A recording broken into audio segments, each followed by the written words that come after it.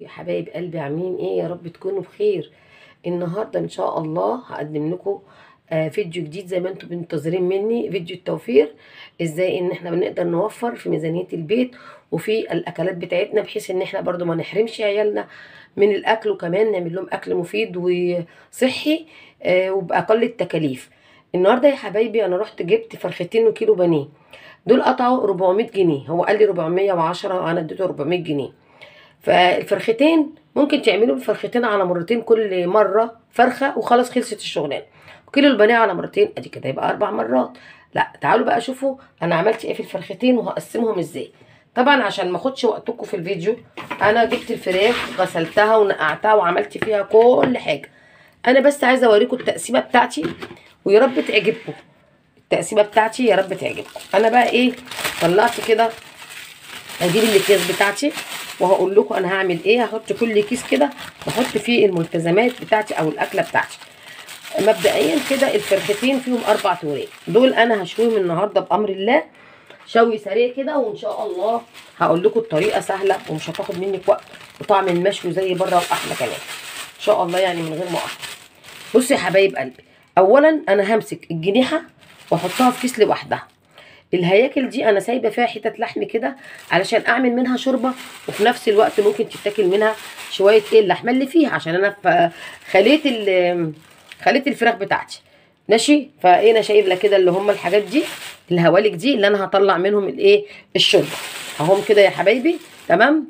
طيب ادي بص الجناح كمان انا سايبه فيه حته عشان يبقى برده فيه ايه، في اكله كده. الاربع جناحه بتوعي طبعا انا مش هعمل الاربع جناحه بس، لا انا هحط معاهم الكبد والقوانص، عشان ممكن كبد والقوانص برضو حد ياكلهم وحد ياكل اجنحه، عشان في ناس بتحب الاجنحه وفي ناس عندي مش بتحبها. ففي اليوم ده ياكل ايه اللي ما بيحبش الاجنحه، ياكل الكبد والقوانص. ادي كده اهو اديتين، وانا برضو شايله حبه كبد وقوانص في التلاجة بعمل بيها برضو شويه حاجات كده اهوت، مثلا اكله بتاع هنا يا حبايب قلبي. هجيب البانيه، هحاول اطلع البانيه عندي من الطبق لوحده زي ما احنا شايفين الطبق اهو، انا حاطه كل حاجه مع بعضها. ادي البانيه بتاعي، بسم الله ما شاء الله. ادي كده حطي كده برده البانيه على حسب الاكله بتاعتك، ولو في حته من البانيه مش عاجباكي واخده بالك ممكن تقطعيها في الشاورما. شايفين البانيه بسيبها حته بحتتها زي ما هو مقطعها. وادي برده هنا نحط الجناح التاني اللي فاضل كده. انا عملت كيس بانيه اهوت فيه 6 حتت، الحته كبيره زي ما احنا شايفين اهو. وهعمل برده كيس تاني لان احنا اسره صغيره. انا قطعت الصدرين قطعتهم شيش طاووق، شايفين القطعه اهي. برده طلع معايا بتاع 3 حتت اهمت. ادي كده 6 ويجي كده 9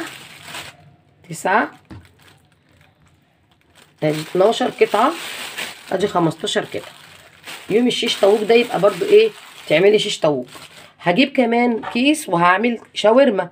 الحتت اللي كانت بتطلع من اللحم وانا لما كنت بخلي الشيش وكده عملتهم شاورمه فراخ اهو. وكمان لما يطلع حاجه متهدره عندك من البانيه حته مش عاجباكي، ادي بصوا ادي كيس لشاورمه الفراخ تعملي بيها صينيه اي حاجه كده اهو. لو في حته ما عجبتنيش انا هقطعها مع الشاورما. هقول لكم دلوقتي كل حاجه بالتفصيل. وادي كده هنا كمان فاضل جناح، ايه ده كده الجناحه بتاعتي خلصت. تمام يا حبايبي. اجيب كيس تاني للبانيه. انا بقسم الكيلو على مرتين، ممكن انت لو اسره صغيره انت وزوجك بس خليه على 3. ادي كده برضو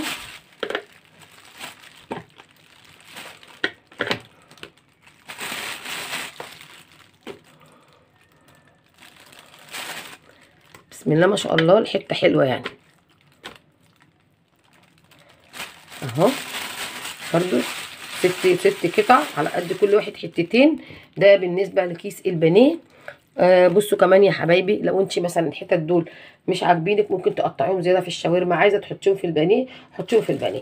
فانا برضو ايه هحطهم كده مع البانيه عشان يبقى عندي البانيه كده نص كيلو محترم. تمام. طيب تمام. نيجي بقى هنا، انا هقول لكم اهو كيس الشاورما انا شايفاه صغير شويه. طب انا هاخد بقى ايه قطعه كده من البانيه اللي مش عجباني دي اللي هي تخينه، وهاخدها اقطعها مع الشاورما، اكتر الكميه شويه عشان برضو الشاورما بتتعمل بيها صينيه جلاش، بتعملها مع مكرونه مع رز بسمتي بصراحه بترمي معاكي. فانا كده قطعتها كده اهو، وهقطعها واحطها في الكيس بتاعي، تبقى اكله شاورما محترمه اهو. كده كده البانيه انا عاملاه كيلو على كيسين، خدت منهم حتتين، فانت تقدري ان انت تعمليهم على تلات اكياس. شايفين يا حبايبي اهو. ادي هنا ايه، ادي الشاورما، نحط مع الشاورما البانيه. شيش طاووق والشاورما، ادي الشاورما اهي اهو، برضه كيس حلو.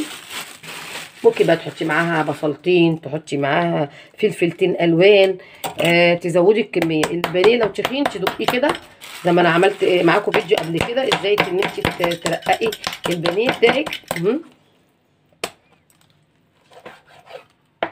اخد برضو كده حته من دي، هي تخينه شويه، واقطعها مع الشاورما بتاعتي. شوفوا بقى انا من فرختين حبايبي وكيلو بانيه عملت كام اكله، بسم الله ما شاء الله. تعالوا نعد كده الاكلات ونكيسها. طبعا انا مش هتبله دلوقتي، انا هخلي كل اكله لما اجي اطلعها. ادي ده كيس الشيش طاووق، طبعا انت تبقي عارفه انت حاطه ايه. وادي شاورمه الفراخ، بسم الله ما شاء الله برده اكتر، داخل على نص كيلو اهي. وادي الجنيحه والكبد والقوانص دي احنا نربطها عشان متفكش مننا، اللي يتبطط يتبطط عشان ما ياخدش مكان معاكي في الفريزر اهو. تعالوا هنا للبانيه برضو، هلف البانيه كده، شايفين اعملي كده عشان ما ياخدش منك مكان، وبططشيه حطيه في الفريزر عندي. ادي الكيس التاني البانيه، ممكن بقى تكتبي ورقه، تكتبي حاجه انت تبقي عارفه. وساعات والله انا بحطهم كده، واللي تطلع معايا النهارده يا ولاد طلع كذا بقى حظكم نعمل كذا، ما بتقيدش يعني انا مطلعه ايه. بس الشاورما بربطها ربطتين علشان ابقى عارفاه. طبعا الشيش طاووق الحتت بتاعته كبيره وباينه اهو كده، عشان لما تحطي في الفريزر تبقى حاجتك باينه. هنا بقى الهوالك اللي انا قلت عليها اهي، اربطها برده عشان لما اجي اعملها اطلع الشوربه منها. وزي ما قلت لكم برده فيها حتت من الفراخ، ولو انت مش بتاكلي الرقبه ولا الكلام ده ممكن تديه للقطه تكسبي برده ثواب. ادي يا حبايبي تقسيمه الفراخ بتاعه الاسبوع واكتر كمان. لو انت هتاكلي كل يوم فراخ من الفرختين هتاكلي. ادي اكله، ادي اتنين اللي هي الوراك اهم، 3 4 5 6 7، يبقى طول الايام الاسبوع بتاكلي فراخ ب 400 جنيه. طبعا احنا بقى بنجيب بقى كيلو لحمه مفرومه بتاع، بنعوض وبنجيب الحاجات ديت عشان ترمي معانا. فانا ان شاء الله هخش دلوقتي اوضب الفراخ واشويها وارجع لكم تاني.